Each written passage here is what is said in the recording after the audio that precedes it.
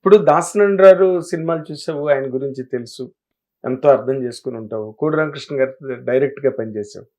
వాళ్ళిద్దరి మధ్య basic difference నీకు కనిపించింది ఏంటి?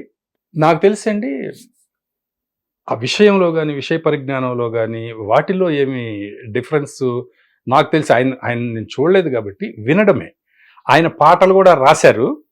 కోడి రామకృష్ణ గారు పాట మొత్తం రాసిస్తారు లిరిసిస్ట్కి కూడా. ఓకే. అయితే ఆ పాట ఆ మ్యూజిక్ లో పెట్టివ్వరు, కంటెంట్ రాస్తారు. కంటెంట్ మొత్తం రాసిస్తారు. ఆ సిచ్యువేషన్ ఆ- ఏంటి, ఆ పాట situa- ఏం కావాలి? ఒక సిచ్యువేషన్ సాంగ్ ఉందనుకోండి, ఆ సాంగ్ లో ఎలాంటి మాటలు కావాలి, ఎలాంటి కంటెంట్ కావాలి, కంటెంట్ అంతా ఈయన ఇచ్చేస్తారు.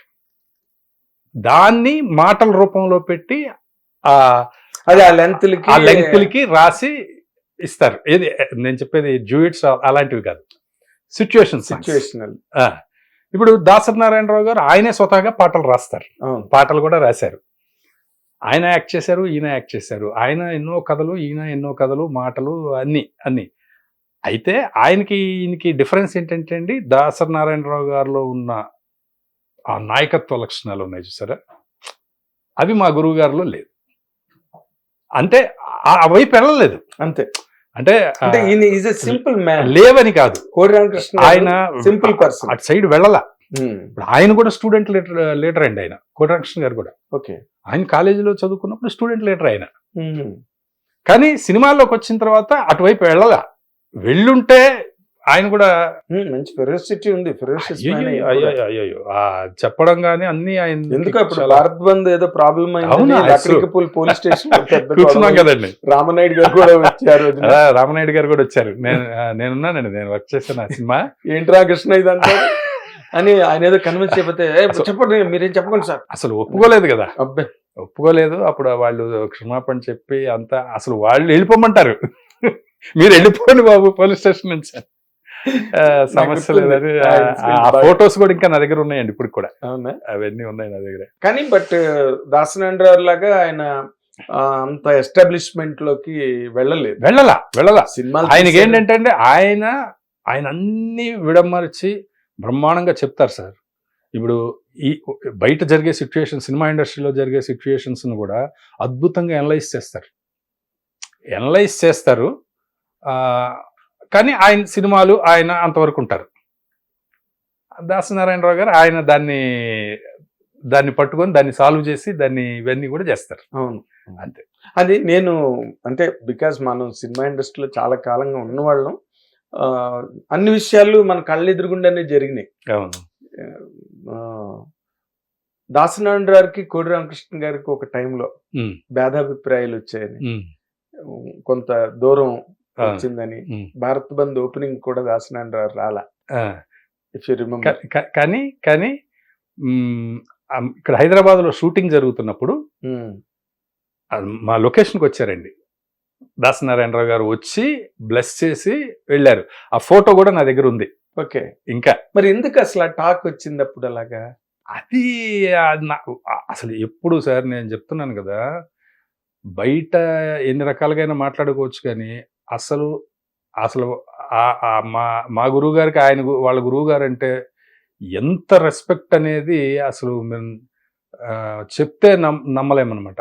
ఆయన సొంత ఇల్లు, పెద్ద ఇల్లు, ఇప్పుడున్న ఇల్లు కట్టినప్పుడు మీరు నమ్ముతారో నమ్మరో, ఆయన్ని తీసుకొచ్చి ఆయన ఇంట్లోకి అడుగు పెట్టిన తర్వాత ఈయన అడుగు పెట్టారు. ఓకే. దాసనారాయణరావు గారి ఇంట్లోకి అడుగు పెట్టిన తర్వాతే ఈయన కొత్త ఇంట్లోకి అడుగు పెట్టారు. ఆయన ఆఫీస్ చైర్ ఉంటుంది కదండి, అది మంచి సోఫా, చాలా బాగుంటది ఆ ఆఫీస్ టేబుల్.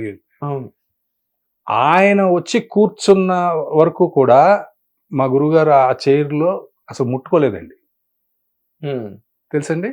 ఆయన కూర్చోలా, ఎప్పుడు కూర్చోలా, అప్పటి వరకు కూర్చోలా. దాసనారాయణరావు గారిని కూర్చోబెట్టి ఆయన పక్కన నిలబడి, ఆయన కూర్చున్న తర్వాత ఆయన మాట్లాడేసి అంతా ఆశీర్వదించి వెళ్ళిపోయిన తర్వాత రాఘవ్ గారు, ప్రొడ్యూసర్ ఆయన మొట్టమొదటి అవకాశం ఇచ్చిన కె రాఘవ్ గారు, ఆయన వచ్చిన తర్వాత ఆయన ఫోటోవే అవతల దాసనారాయణ గారి టేబుల్ మీద ఉంటుంది, కోడి రామకృష్ణ ఎప్పుడు ఆయన్ని తీసుకొచ్చి ఆయన్ని ఆ ఆఫీసు ఆయన చైర్ లో కూర్చోబెట్టి వాళ్ళిద్దరూ కూర్చొని వెళ్ళిపోయిన తరువాతే ఆయన కూర్చున్నారు సార్. అప్పటి వరకు ఆయన కూర్చోలే. అలాగే గురుగారి ఇంట్లో పెద్ద డైనింగ్ టేబుల్ ఉంటుందండి, పక్కన అన్ని చైర్స్ ఉంటాయి, ఆ పెద్ద చైర్ ఉంటుంది ఆ డైనింగ్ టేబుల్కి. అందులో కూడా దాసనారాయణరావు గారిని కూర్చోబెట్టారు. ఆ తర్వాత ఆ చైర్లో ఆయన ఎప్పుడు కూర్చోరు తెలుసండి మీకు, కోదండకృష్ణ గారు ఎప్పుడు కూర్చోాల, ఆయన మామూలు పక్కన కూర్చుంటారు, అది గురువు గారు అంటారు. అంటే అంతటి గౌరవం అండి. ఆయన దాసనారాయణరావు గారు చనిపోయినప్పుడు అసలు ఆయన దహన సంస్కారాలు జరుగుతూ ఉంటే ఎక్కెక్కి ఏడ్చేశారండి. అసలు ఆయన్ని నేనే ఉన్నాను పక్కన, ఆయన్ని పట్టుకుంటే ఎక్కెక్కి ఏడ్చేశారు కోదండకృష్ణ గారు. అంతటి 18 సినిమాలు ఎన్నో, అంతటి ప్రేమ, అంతటి గౌరవం. అదే చెప్తున్నాను కదా, ఆయన చనిపోయే వరకు కూడా ఏ రోజున ఆయన గొప్పతనం ఎప్పుడు ఆయన చెప్పుకోలేదండి. కానీ ఇలాంటి నాకు నేను ఇందాక అన్నట్టుగా మీరు పనిచేసేది నేను చేయలేదు అక్కడ, నేను జర్నలిస్ట్ కాబట్టి వేరే సంస్థల్లో ఉన్నా. బట్ ఇలాంటి టాక్ ఆ రోజున ఎందుకు వచ్చింది, అవునండి ఏంటి అన్నది నాకు ఇప్పటికీ, నేను ఎప్పుడు కోడి రామకృష్ణ గారిని కూడా అడగల. దాసనారాయణరావుతో నాకు చాలా చనువు, చాలా అంత చనువు కదా, ఎవరికి లేనంత చనువు ఉంది. ఆయన కూడా అడగలేదు ఏ రోజు. నేను నా డౌట్ అలా డౌట్ గానే ఉంచుకున్నా, ఎందుకంటే బికాస్ నువ్వు చాలా 2 క్యాంపుల్లో చాలా క్లోజ్ కదా. అక్కడ ఆయన ఏంటంటే అండి, అప్పుడైతే డెఫినెట్ గా నేను కూడా వినేవాడిని అండి కదా. బయట అయితే ఆ టాక్ ఇండస్ట్రీలో ఉండేది, వాళ్ళిద్దరికి పడదు ఏదో తేడాలు వచ్చాయి అని అనుకునేవారండి. దానికి తోడు భారత్ బంద్ తర్వాత ఆయన లొకేషన్ కి రావడం అదంతా ఓకే. ఓపెనింగ్ కి మరి ఆయనకి ఏ కారణం చేత లేక అన్అవైలబిలిటీ వల్ల రాలేదా, అంతే అయి ఉంటదండి. లేకపోతే లొకేషన్ కి రారు కదా. అసలు అప్పుడు చాలా ఎంత ఆ సన్నివేశం కూడా మేము భలే ఎంజాయ్ చేసామండి. అప్పుడు దాసనారాయణరావు గారు అయ్యప్ప డ్రెస్ లో ఉన్నారు, ఇక్కడే హైదరాబాద్ లోనే షూటింగ్ జరుగుతూ ఉంటే ఆ రోజు మన బాబు మోహన్ గారు వీళ్ళందరూ ఆర్టిస్టులు ఉన్నారు, అందులో బ్రహ్మానందం గారు కూడా ఉన్నారు ఫోటోలో. ఆ రోజు దాసరి గారితో వచ్చినట్టున్నారు. అక్కడెక్కడో ఆ పక్కన ఎక్కడో ఆ దగ్గరలో ఏదో ఆయన షూటింగ్ ఏదో జరుగుతూ ఉంది దాసరి గారిది. ఆయన వచ్చారు, ఆయన రాగానే గబుకుని లేచిపోయారు. లేచి ఇది తీస్తున్నారు, టైటిల్ బాగుంది, భారత్ బంద్ ఏంటి లైన్ అది ఇది అని అడిగారు దాసరి గారు. అడిగితే ఈయన చెప్పారు. చెప్పిన తర్వాత షార్ట్ తీవయ్యా అన్నారు ఆయన. అంటే ఆయన ఎదురుగుండా డైరెక్ట్ చేయడానికి సిగ్గుపడిపోతున్నారు మా గురుగారు.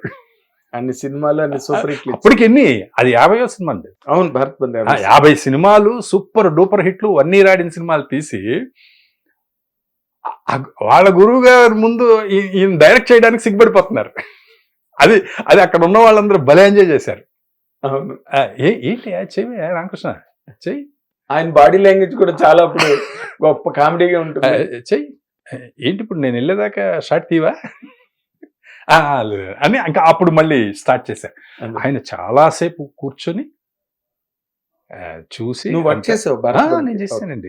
ఎన్టీ రామారావు గారి చేతుల మీదకి షీల్డ్ తీసుకున్నామండి లలిత కళా తోరణంలో. అవును, గుర్తుంది. అప్పుడు చిరంజీవి గారు ఆ పిక్చర్ 100 days ఫంక్షన్ కి చిరంజీవి గారు, ఎన్టీ రామారావు గారు, చిరంజీవి గారు, రామానాయుడు గారు, వెంకటేష్ బాబు గారు వీళ్ళందరూ గెస్టులు. హిట్ టీవీ యాప్, ఇందులో short news, live news, entertainment shows, movies, digital magazines తో పాటు మీ జిల్లా వార్తలను కూడా ఫ్రీగా చూడొచ్చు. ఇంకెందుకు ఆలస్యం, వెంటనే హిట్ టీవీ యాప్ ని డౌన్లోడ్ చేసుకుని ఫ్రీగా ఎంటర్టైన్మెంట్ పొందండి. Hit TV app. Hit TV app, please download hit TV app. Hit TV app ని ఫ్రీగా డౌన్లోడ్ చేసుకుని ఎంజాయ్ చేయండి. మీకు నచ్చిన ఎంటర్టైన్మెంట్ కోసం హిట్ టీవీ యాప్ ని ఫ్రీగా డౌన్లోడ్ చేసుకుని ఎంజాయ్ చేయండి. హిట్ టీవీ యాప్ ని డౌన్లోడ్ చేసుకుని ఆస్వాదించండి, ఆశీర్వదించండి. ఇంతమంది సెలబ్రిటీలు హిట్ టీవీ యాప్ ని డౌన్లోడ్ చేసుకోండి అని చెప్తున్నారంటే ఎంత మంచి యాప్ ఆలోచించండి.